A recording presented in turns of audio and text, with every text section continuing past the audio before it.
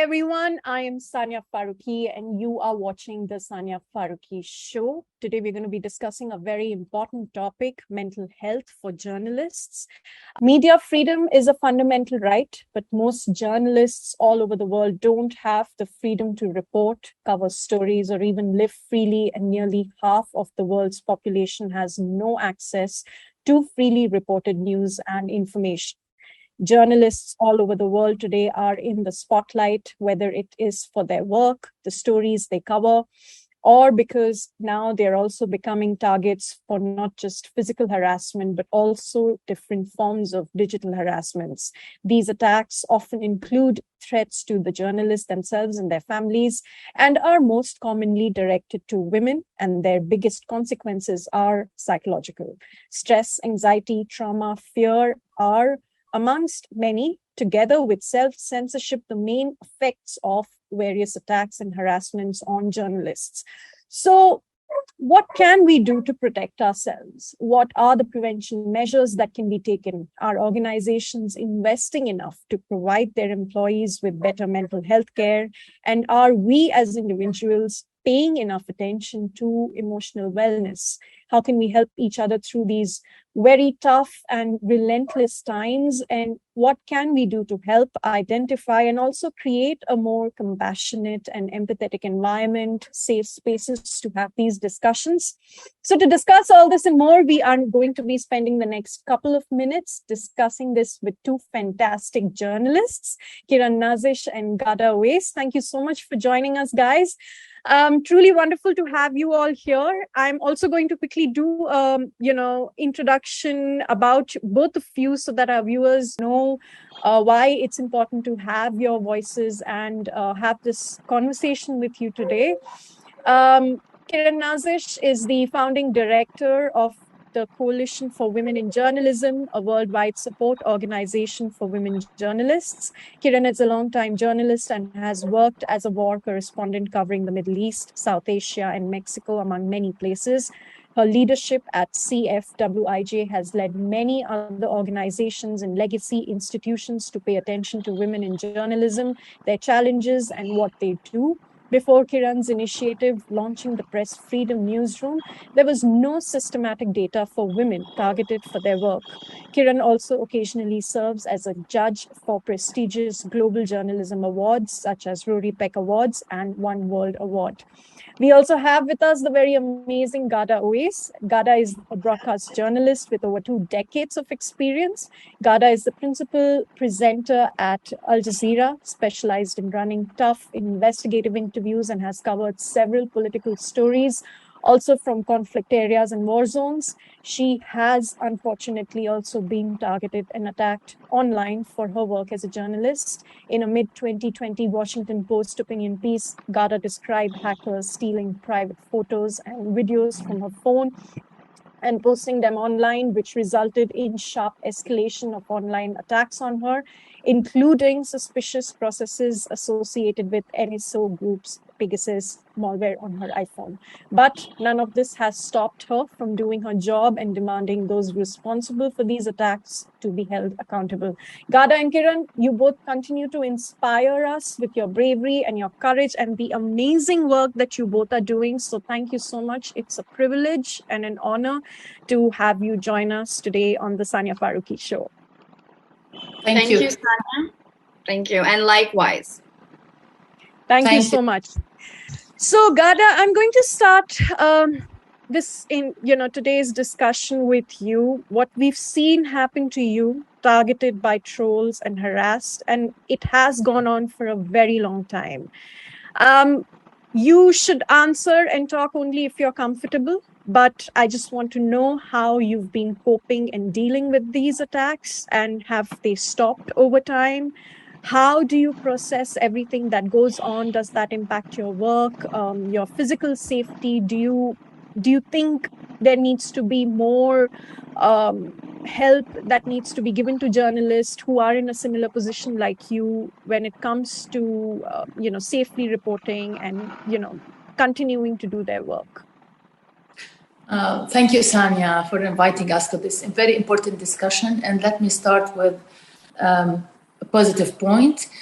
When you ask if I had the support, I have the support from women like you and like coming from many organizations. That was the only support I had, between us, between women reporter and the organization, the one we will discuss now. And but if you talk about organization, you mean the media outlets where we work. I mean, for them it's different. It's not like, because they are focused on the job to be done, on the news itself. I don't think they have done enough. The organization all over the world, not only in the Middle East, but even also in India or in Philippines, or let's say even in the United States or in Europe. But I don't think in Europe it's less, they are less bullied. I don't know. I think it's less. There are women, of course, even they are bullied. But if you talk about organizations, they need to do more, and governments need to do more, and not all governments, because we are the victims of the governments. But when I say governments, I mean democratic governments. I mean governments who pretend that they support human rights and press freedom, and because we see lots of double standard here, and also it should be more should be done when it comes also to international law. It should involve also the journalists, because no one is afraid now to kill a journalist. And I'll give you 2 examples. And it's not easy for me to talk about this, because what I went through was stressful enough.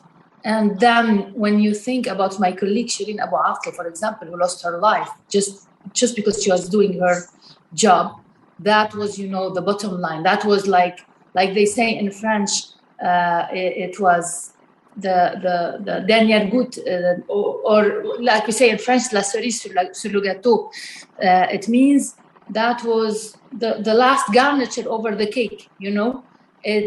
You suffer from bullying, you suffer from online violence, from harassment, but when it comes to a physical assassination like this, I think no, you cannot be okay after that. So I found out that I was trying to survive. I was telling myself that I'm fine, I'm strong. I was wearing a brave face and getting a thick skin, as they say, or as they expect us to do. But then now I feel more vulnerable with what happened to Shireen. I feel angry, vulnerable. It's a cocktail of mixed feelings that says that finally, no, I'm not fine with this, and I'm not okay. And maybe I survived what happened with me, because it's more dangerous than what happened with Shireen. But I cannot say that I survived what happened with Shireen, my colleague. And I can say very honestly that I don't think that anything is worth losing your life. I mean, I'm ready to fight. I'm ready to speak up and to face those challenges, those threats, those horrible slurs, those horrible insults online. But when it comes to a bullet in my head, no, I'm sorry. I'm not gonna do that. I'm not gonna save the world by giving up my own life. So I have a lot of bitterness here, a lot of anger, a lot of sadness, of course. And I don't know how to fix this, because it went beyond my capacity of understanding what's happening or the strengths I already have. And if you think before Shireen, we had lost our colleague also, Jamal Khashoggi, and I paid the price of talking about the subject. I really paid very hard, from my time, from my energy, from my reputation, my family's security, the mental health, even the physical health, because when mentally you're not okay, physically you're not okay. So and despite that, I continue to do my work. But with Shireen, it was different, because she's not here anymore. And even if we talk about her every day, and this is what we are doing, nothing will get her back. And even if for us, she's a martyr, she became a symbol. But what about her? Did she want this? Did she want to have all of this, huge funeral? Everybody's talking about her, but we don't know what she thinks about it. Maybe she just wants to live peacefully rather than having this heroic story that ended tragically like this. So what hurts me most is that they killed her in front of the eyes of the world, and nobody did anything about it. And even Western media was sufficiently hypocrite to say a Palestinian journalist was killed, not, Israeli occupation forces killed or assassinated Shireen. I mean, not all of them, but if you look grosso modo at the coverage, even that, it's your colleague. So no, I feel very, very, very frustrated, very angry, very bitter. And I think the word did nothing to us. And when I say the word, I mean people, because we are working for people. It's a public service. And when I do my job correctly, I serve people actually. But I don't think that people realize this as much as it should be realized, because without independent and honest journalists, those people cannot know what's happening. And the consequence of not knowing what's happening, it affects everybody's life on this earth. So if there are no good journalism, there is no good governance. There is no good governance. There's corruption. There is oppression, and the life of the life of the population will get less better. So the people who didn't do anything, the organizations didn't do anything, the media companies didn't do anything, the West didn't do anything. Why do I say the West? Because the West is always pretending that they are defending press freedom, the free speech, and the human rights. But I don't feel it. It does. I never felt that I'm supported the way they pretended to say in the European Union or in the United States, where they talk every day about this. Unless it depends on the political system or on the political interests, and it's not. You have to read politics in order to see if you're going to be supported or not. And also, you don't have the support of course, when you are attacked by a government, you'll not be supported by a government. And sometimes you're not supported by your own colleagues because they are afraid to support you. So if I tweet something in order to support Sania, for example, because she's attacked by the Indian government, I will think twice, because I do not want maybe to be associated with Sania, because the government will be upset also with me because I supported Sania. So it's very complicated. It's very annoying. Yeah, that happens. Very frustrating. And at all levels, I don't see the full support. The support I had was coming from people like you, Sania, like Kiran, like the organizations run. Thank God there are people like Kiran who run such organizations, because in my case, I can personally assure you that those organizations, like Women in Journalism, like IPI, like IWMF, those organizations were the real support for me, even more than anyone else that you can think of, even more than close people to you, because this support was intensely important for me, because otherwise I would find myself, alone, facing 4 governments who are very, very violent with me online, and it could be offline. Sorry, I talked too much on this, but normally No, that's fine. It's like what you said, and I'm going to come to Kiran, because her own journey and story has been very similar in terms of how she realized why it was important to have organizations that support women journalists. So Kiran, talking to you, we have already spoken briefly the last time you were there on Sania Farooqui Show, which was, aired last year. But tell us, 2015 for you was very significant, because what happened was you moved back to New York after covering and reporting on ISIS on the front lines, and you had also lost a lot of your friends, which obviously had a huge impact on you, both personally, mentally, physically. And so tell us what happened and why did you realize that you needed help and that there was not enough help being provided or given to women journalists who undergo what Ghada has undergone, what you underwent, and what we're seeing almost everybody go through that today? Thank you so much, Sania, and thank you for having me. And again, and it's so nice to hear from Ghada. And I think that's something that Ghada can relate to, that Sania, you can relate to, is we have just started talking about mental health in journalism. And since it started a couple of years ago, the word PTSD, for example, post-traumatic stress disorder, this word is, we started using it, and then it started being thrown around kind of recklessly as well, right? Not in the right places. And so like when we just start having a conversation and then we also don't know what it is, we kind of lose track of what's really happening.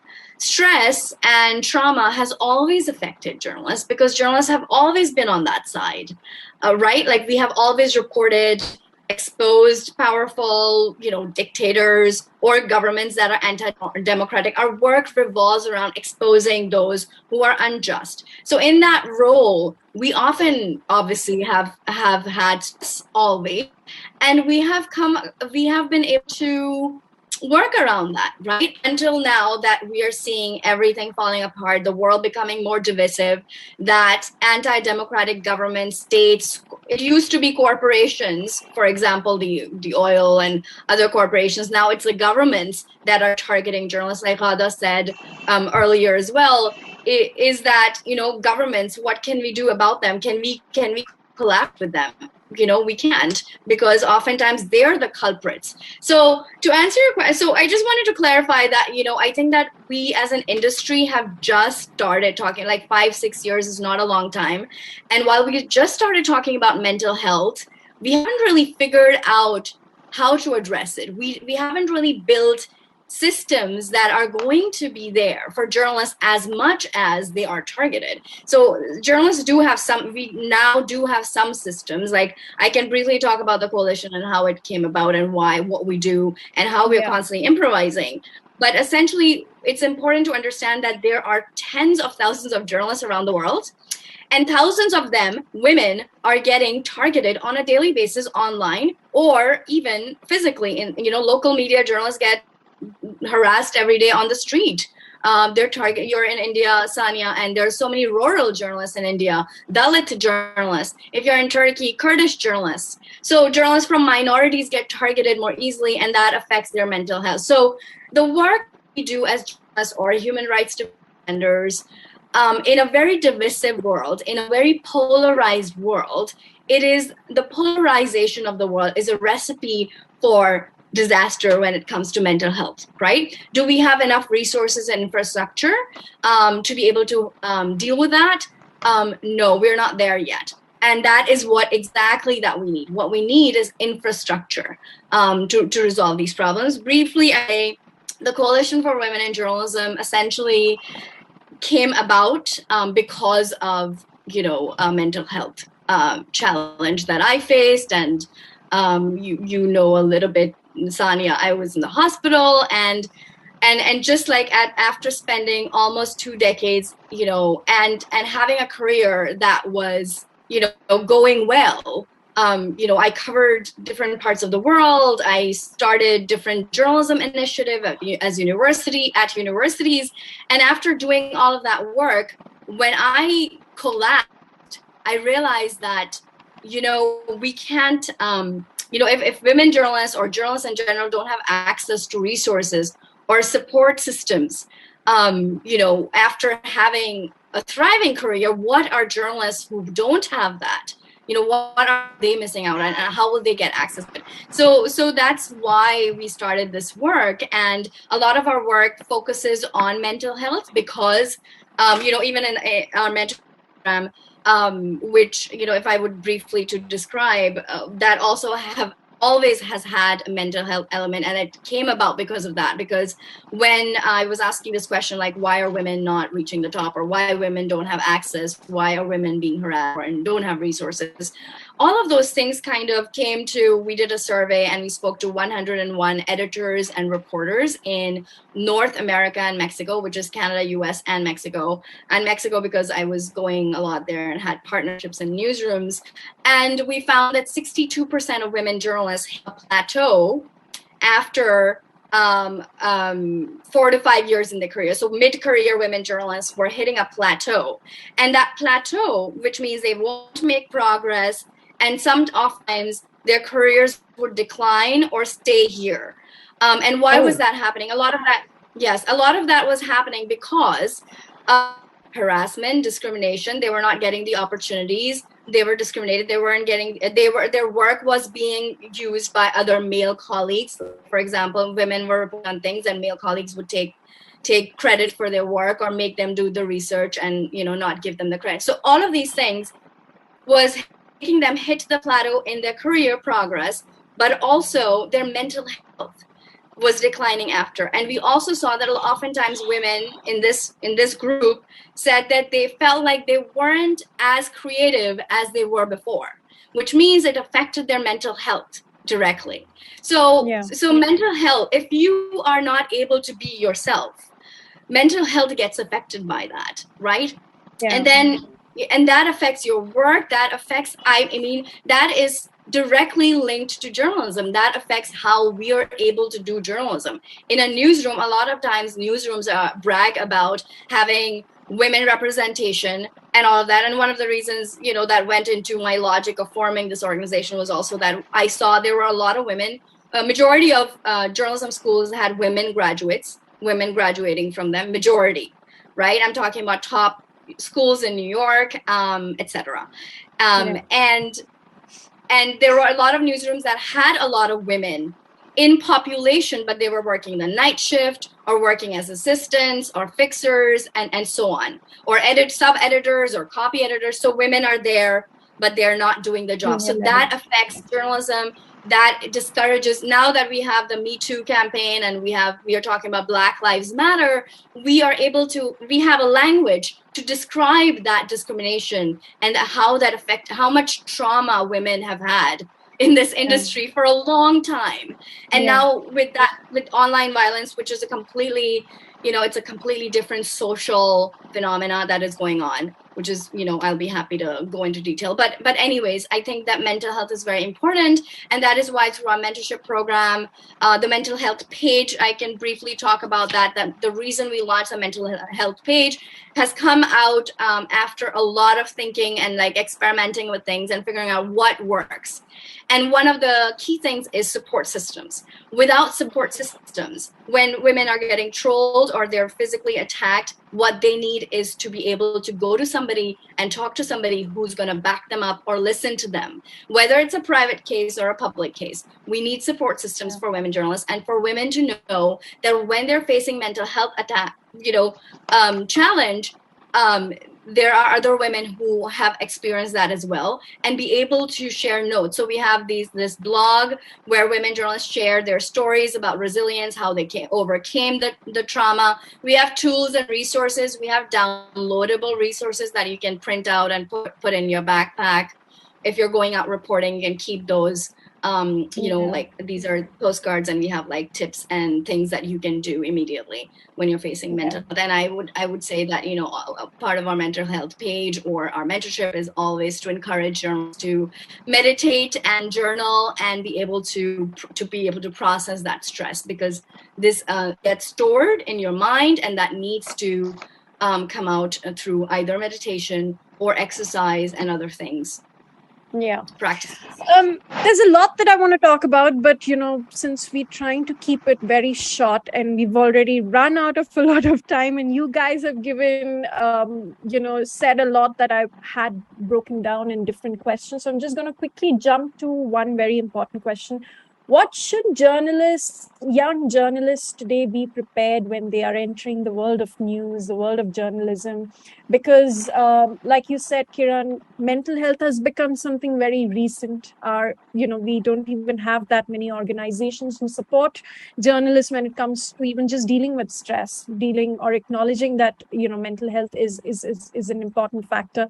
Now that we have a little bit time left, just 2 minutes each, guys. Could you tell us what would your message be for young journalists entering today? Ghada, why don't we go back to you? Don't enter. No, I'm joking. No, they should know what is waiting for them if they want to do, if they want to do journalism. I mean, politics. If you are a journalist just covering Cannes, Festival de Cannes, or the Oscars in Hollywood, or just the museums and the art, that is a kind of journalism which I don't think that is too much stress, unless we're talking about the Me Too campaign. That's another subject, but it's also stressful. But from my experience, because I was always a journalist who covers political and the conflict zones and the war zones and the Middle East with all the trauma already there, I really do not recommend people who are sensitive to do this job. You have to have a certain sensitivity and a certain passion for this job. Otherwise, you'll be not happy with the results, because sometimes young people have this, enthusiasm and wanting to change the world, especially in that part of the world, which is the Middle East, with these wars going on since decades there and the conflict there. And sometimes we might think, as when we are young and we have this fresh enthusiasm, that we can make a difference. It's not that easy.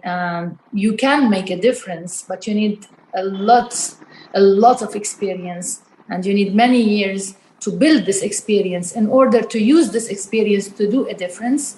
And at the same time, you have to be careful just to keep your objectivity and to keep being, because just like Kiran said, the world is polarized now, it's divided, and that is a lethal recipe to have traumatizing ambiance around journalists. So you have to keep being or keeping your emotions not on fire, because if you take everything on your heart, that will be very, very, very tough on you, because since I was a child, I was seeing in front of me wars going on in Lebanon, because I'm Lebanese, and then in Palestine, and then the Arab Spring in 2011. It was very violent, the results after that, and the human rights violations. So every time I talk to a victim, or I see one of my colleagues being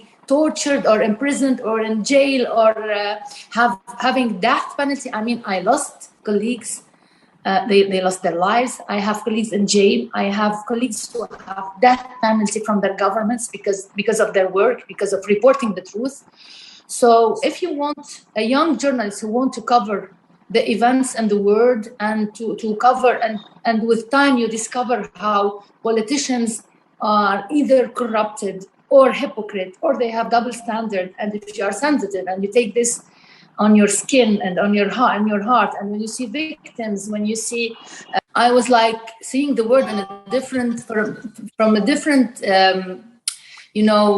I don't know how to express it, but when you move away a little bit, when you have a break, you realize that the world is not that dark actually, and there is another life out there that you can live peacefully. Because when you're inside that job and in your job, when you do it with passion, with honesty, and when you feel the pain of people whom you're talking about their oppression, or about how they are living, and even if there is no war, even I'm not only talking about war conflict, which is horrible. The war is horrible by default, it's horrible. But even when you hear stories from people, from citizens who are having a horrible life or a horrible pain just because the governance is not a good governance, you feel very sorry for them.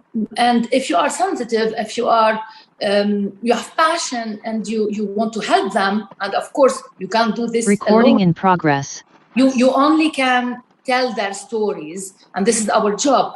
Actually, what does a journalist do? He tells stories, or she tells stories. I don't know why we keep saying he. We tell stories, and she tells stories. So when you tell a story, and the story is really painful, because in the region where I cover stories are not all joyful. And even around the world, if you put the French TV or the American TV, you will always get to hear bad stories, which is another subject there. Why we keep reporting on bad stories. For me, there are good stories that we report, and that is very, very important. But my priority here as a journalist who covers political and economical subjects in the Middle East, for example, my priority is not to say, like, for example, this guy had invented this or that, or there is an award here, or there is a party there, or there is a very big painter who had this beautiful paint. It's very important, this. And I really admire people who do that. And sometimes I envy them. But for me, my priority when I chose journalism and started working, I said there are priorities. My priority was to make people's life, citizens' life better through the privilege of giving them information that can lead them to make better choices and to know more about people who are governing them. And it hurt me so much to see that the government is taking, not giving. The governors or the leaders in the Middle East, or the dictators or the corrupted politicians in Lebanon. We don't have a dictatorship in Lebanon, but you have corrupted politicians. And unless you do a good journalism and you tell the Lebanese people, guys, those people are stealing your money, those people are corrupted, they will keep voting for them. They will keep choosing them. They don't realize that by choosing those people, they are choosing the bad quality of life, and they are choosing the bad future even for their children.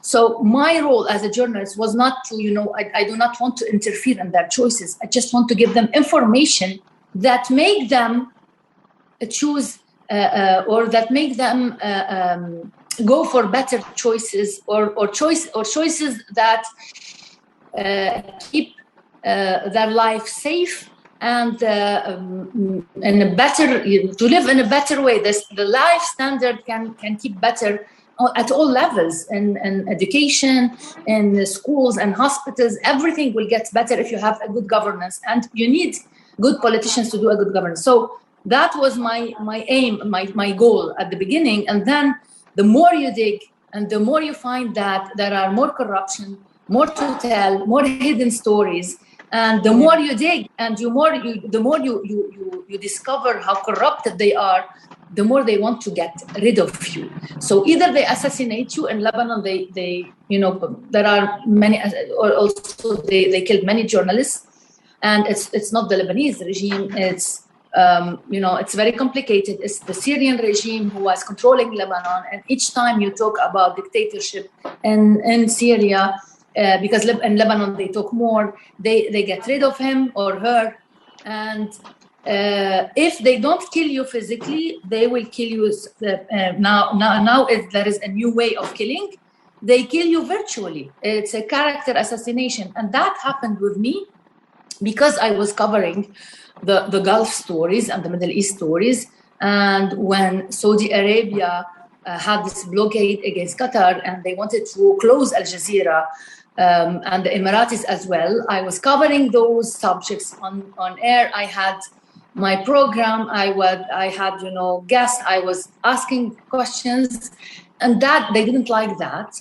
But I didn't go to an embassy or a consulate, so they couldn't shop me like they did with Jamal Khashoggi. So what they did is that they shopped me virtually on Twitter, on internet. And until now, they when they hacked my phone and they stole those pictures. The pictures are very normal pictures. It's a simple video where I was swimming in the building where I live.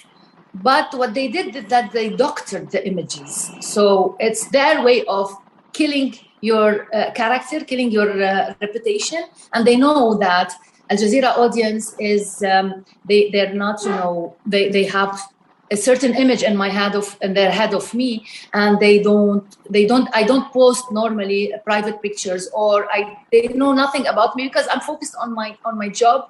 I don't like to talk about myself. I rather like to talk about people or about stories or about politicians. So people didn't have an idea of that I am a normal person. I do wear my swimsuit, but because those are Muslim societies, they're not used to have a news presenter who is in a swimsuit. And of course I do wear it, and I don't mind if somebody sees me in a swimsuit, but this is my private life. Why should they be interested in that? But those governments, they knew that when you put those pictures and you doctor them and you relate them to a prostitution story, they will distract my audience. And the audience, rather than thinking about the questions I'm asking, rather than having the message I'm giving to people when I talk about facts, about news, about political problems, every time they will see me, they will remember the picture, they will start imagining my body, my swimsuit. They will start to think about something else because they never saw me but with a jacket. I mean, they never saw my skin at all. So now, when you show them suddenly Ghada in a swimsuit, it will be like wow, and that you will distract their attention to something else. Not that I care that I'm in a swimsuit, but what happens is that they want my audience to think about my sexual life, about me as a woman, about sex, about prostitution, about all these, misogynistic and sexist style of campaigning on Twitter, and that's how they kill. It's a distraction tactic. We all know that. It's a distraction tactic. Yeah. It's changing the topic. It's also very strategic. So now the attacks have, I think earlier journalists' physical safety used to be, we're getting followed. What if somebody throws acid on you in South Asia? That's very common. What if you meet with an accident? What if you're shot? What if you're killed? We've seen that happen to an Indian journalist who was covering the Taliban just last year. So it used to be those. Now, whoever is attacking is very much aware. We need to strategically break the confidence of the woman, expose her. They believe the honor of a woman. Anyway, we're talking very patriarchal, sexist countries and government, and also society, no matter which part of the world that we come from. So the underlying message is let's crush her. And Kiran, as you were mentioning that when you worked with journalists who are impacted, the effect that it has on the mental health, and also the expectation that you continuously have to put out a brave front and do your job. You're a freaking machine, basically, that nothing affects you, nothing impacts you, but in the background, it is crushing you. It's a real disease. Stress, trauma, PTSD is real. It's neurological, it's physical. For women, it's also hormonal. I know a lot of journalists who develop diabetes or PCOS or, have fainted at work due to, other physical issues that they've had. Why are we still not normalizing health and prioritizing health over the job and over the work that we do? Why is this expectation that a woman has to be strong, or even a man for that matter? Male journalists don't want to show that they're tired, that they're weak. They're always macho and masculine and doing the job, and women have to put up and keep up with that equivalence 24/7. And if you do, then you're not a good journalist. So I'm going to stop talking right now. But there's a lot here. But can I want to touch a little bit about the reality of what happens, mental health. What is this? What is trolls and stuff? There's a reality that we don't talk about often unless you're really doing your research.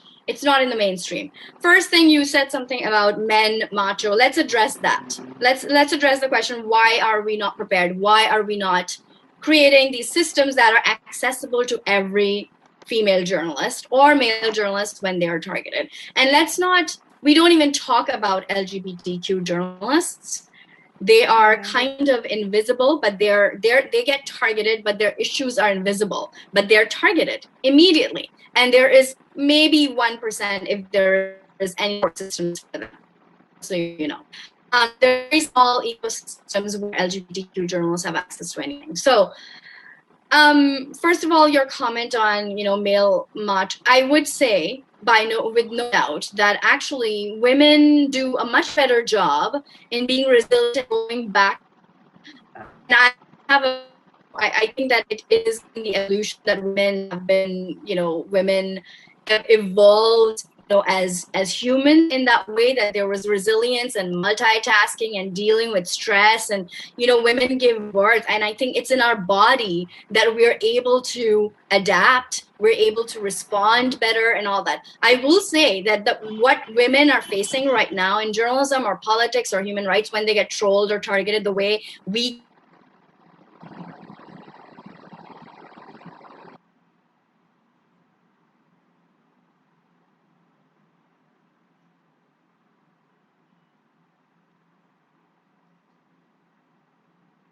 do not Recording in think progress. that, first of all, I want to say women are handling it much better, and I don't think that men are macho. It's a concept that we have, and that concept comes from, you know, our social evolution of thought that men are superior and women are not. The story is very different, and that goes back into the body. This is all if you start reading on how humans evolved, human body, mental health, you will find evidence of all of these things. The women have more resilience and so on. And they don't have to. You know, if women don't have to deal with this, they can use their resilience into creativity and growth of a better society. They can be the intelligent and creative part of the ecosystem that upholds our governments, that you know, upholds our systems, including the media. And we are seeing that wherever we see more women leadership in journalism, just let's talk about journalism or technology, wherever you're seeing more women leadership, not singular women leadership with a male-dominated organization, but if you look at organizations where you have majority of women leadership and women working throughout the organization, you see better performance. So I just wanted to address the male-female dynamic here, but one other, you know, thing that I want to talk about is, let's step back a little bit and look at journalists as human beings. And let's look at those who harass journalists as human beings as well, because at the end of the day, we are all human bodies. So let's try to understand what is happening with humans. First of all, I think that this online trolling and this ability for governments to use the narrative against journalists and the reaction it produces, for example, trolling or the hatred towards journalists. Like before trolling, there was still hatred. Like when you know, it's almost been a decade, but I'm originally a Pakistani journalist, and you know, before online trolling happened, we faced different challenges where we were called Indian agents, and you know, so I think, like, Sania, you might know a little bit about that. Like, it has always existed, the opposition against the journalist. And where does that come from? This is basically the us versus them mentality. And in human evolution, what has happened is that as humans made progress, industrialization, and we made progress into a society where we could live in civilization, the human instinct of like us versus them, where we used to oppose animals and we had enemies, you know, which were not humans, right? So we have those instincts, and we have that design in our mind, in our mental, in our brain, still sustains that. The fear, for example, what happens when you are afraid, when you get triggered, the flight response, and all that. So all of that, like, we still have the same biology.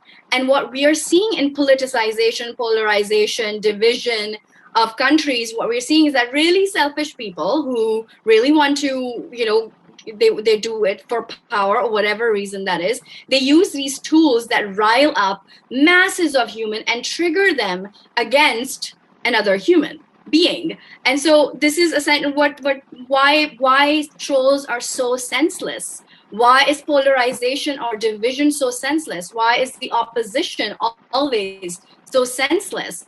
It's because their physical response is triggered when they oppose somebody, and they think that then what happens is the process of dehumanization.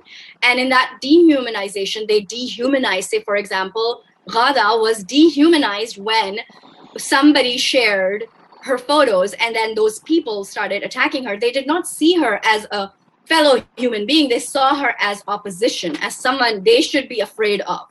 So because she's called whatever conspiracies against journalists, sometimes a journalist is the enemy of society or democracy or whatever, that triggers the response of fear in the troll. And that's why they troll so bad. So I want to say to the trolls to understand that they're not doing themselves a favor by not dehumanizing another human being. Now, I know that we have very little time. I have my clock ticking for another meeting as well, but I just wanted to show you something I draw while Ghada was talking. When Ghada, you were talking about Shireen and Sania, when earlier you were discussing like the gut and everything, like how essentially human body gets affected. We are biological bodies. So I just drew this. I don't know if you guys can see the brain. So this is the human brain, obviously, and this is the most. Oh, you're really good at that. That's the amygdala, right? And so this is the part of your brain that stores emotion. It stores love. It stores hatred. It stores trauma. It stores memories and emotion. So this is where we're able to. This is the part of the brain that stores everything, and then your brain processes things like love, compassion, empathy, and hatred, and trauma and fear. But when it is true, there's a part of it that is a fear response in this amygdala, and if that gets activated, if this part, the fear response here, gets activated, it goes back into your spinal cord and the rest of your brain and takes over, and it destabilizes the brain, and it goes down to your body. So it goes in your physiological system. It's connected to your spine. It's connected to your brain operations of logic. Other parts of your brain, you're unable to use them. You're unable to use your brain, any part of your brain, if this fear part of your brain is activated. And this happens on both sides. It happens for those who are targeting you, and it also happens to those who are being targeted. So your brain kind of, gets compromised. Unless, like Ghada said, you have to practice and experience. Why is journalist experience so important? Is that with time, humans learn to process it and then find a way to navigate. And that's the best thing about being a human being, is that we are very good at adapting, right? So all I want to say is that, that we both should understand, those who are being targeted and those who are targeting other human beings, that first of all, let's not dehumanize. Understand that we are human beings, and that it would directly, like you were asking about younger journalists or any journalists who are there for a long time or facing trauma should understand that to be prepared. From your calendar, CPJ interview starts in 10 minutes. All right, Kiran. Sorry about that. We know what you're doing next. Sorry. But and then just last thing I want to say, sorry about that. And then last thing I just want to say, to be prepared, to strengthen yourself, to be able to manage that stress, to be aware that it's happening, it's triggering. And the moment you'll tell your brain that it's triggering your stress response, your fear response, you'll be able to control it. It has very real challenges. If you get consistently attacked and if you're consistently under stress, whether it's online trolling or physical violence or a combination of those, it can trigger your childhood trauma. It can affect a lot of other things. It could make you, things like journalists complain about a lot of things, paranoia. They leave their job. They want to do something else. A lot of different responses that we have to that stress is because if you're not able to control that stress, it can get triggered and it affects our lives in reality.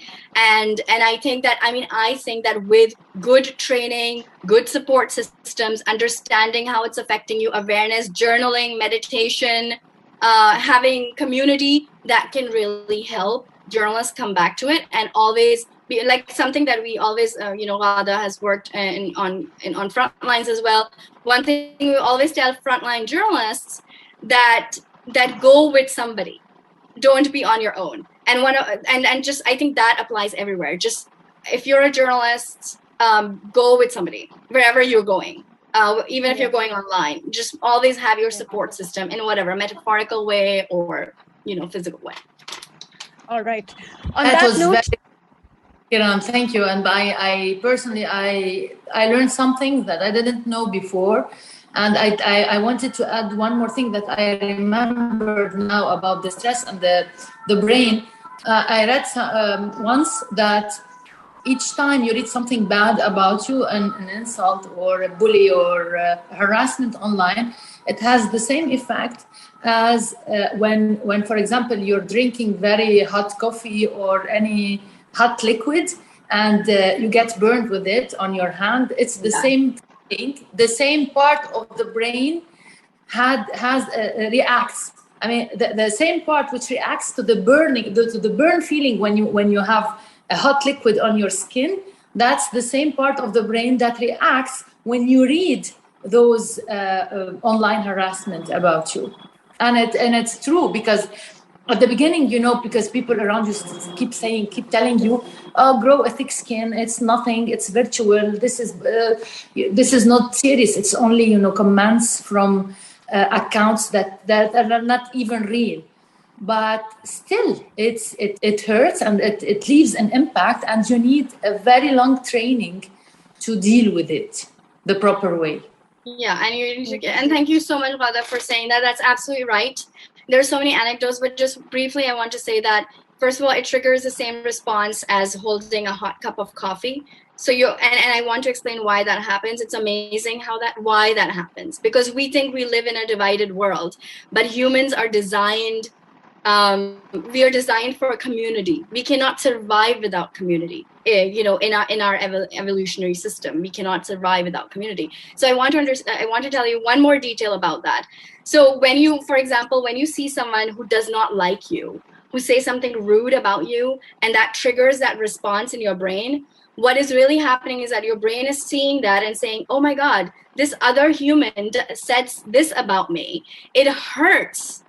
And it hurts because we evolved into bodies and biological beings to love other human beings. So when we see another human being saying something hateful to us, it hurts us. And that is why it triggers that response. And slowly, as physically, when you keep on holding a hot cup of coffee, of course your skin will get thicker. That's why it's physically a thing that happens, and that obviously can happen to your brain too. But a thicker skinned person cannot navigate everything else that is being human. And that is why sometimes we need to balance both things. We need to be able to be strong and have thicker skin, but also have the softer skin that we are supposed to have. Yes. Exactly. And on that note, we were supposed to have a 20-minute conversation, but we've gone over 45 minutes. But thank you, guys. This was really, I'm truly grateful that we managed to take the time out to talk, and we will continue these conversations offline and as we continue to do our works, because as both of you said, we need community, we need support system, and what we have is each other. And unless and until we don't continue to bring more women into this safe space, mental health is going to continue being a challenge, and in the world that we are living in is no longer a safe or a normal, world where I wish it was all butterflies and unicorns, but it's not. So thank you so much. You are both very brave, very courageous, and You've inspired. I mean, when I read about what you've done, I knew I had to have this conversation because your stories and your voices should be and must be reached out to as many journalists all over the world, because every single time a woman stands up for herself, it encourages other women to stand up for themselves. And that's what you both have done. So thank you so much for the work that you do, and also for coming on the Sania Farooqui Show today. Thank you so much. Thank you. Thank you so much. And for those of you who tuned in, we had a minor glitch in between, but thank you for staying on. I hope that you will subscribe to our YouTube channel and follow us on Facebook, Twitter, Instagram, and Spotify. And we will continue with our lives over the next couple of weeks. So please do stay tuned in. This is a new model that we are following. So please do support. We will, as I mentioned in one of my previous videos, will be announcing something very exciting, very, very, very exciting on the Sania Farooqui Show very soon. So please do stay connected with us. I'm going to see you again next week. Thank you so much for watching.